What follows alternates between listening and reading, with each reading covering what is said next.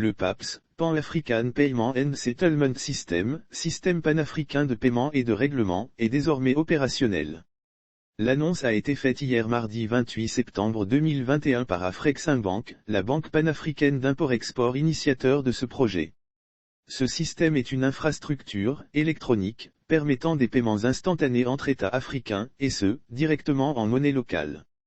L'objectif visé en mettant ce système en place est de faciliter l'intégration des économies africaines et booster les échanges commerciaux dans la région en prévision de la mise en place de la zone de libre-échange continentale panafricaine, le CAF.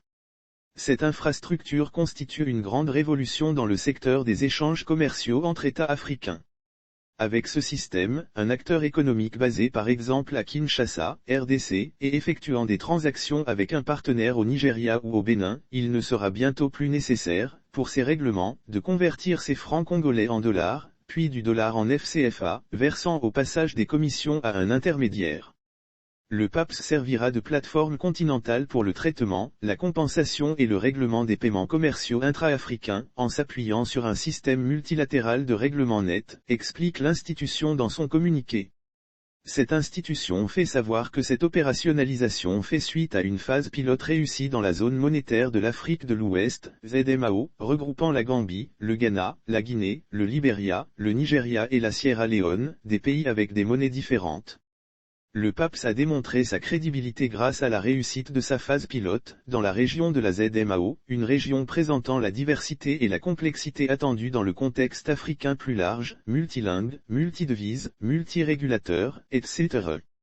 Après avoir franchi cette étape, le PAPS va maintenant s'attacher à intégrer le reste du continent dans cette infrastructure critique en intégrant les systèmes de paiement nationaux, les systèmes de paiement régionaux ainsi que d'autres fournisseurs de services financiers, a expliqué Mike Ojebalu III, CEO du PAPS.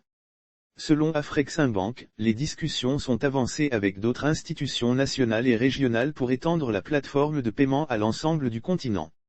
Dans ce mécanisme, la banque panafricaine qui fait office d'agent de règlement principal, travaillera en partenariat avec les banques centrales de chaque pays. Elle va fournir des garanties de règlement au système de paiement et des facilités de découvert à tous les agents de règlement. Cette innovation est saluée par le gouverneur de la Banque centrale du Nigeria, Godwin Emefiele, qui estime que l'introduction du PAPS offre aux banques centrales une plus grande transparence et un meilleur contrôle.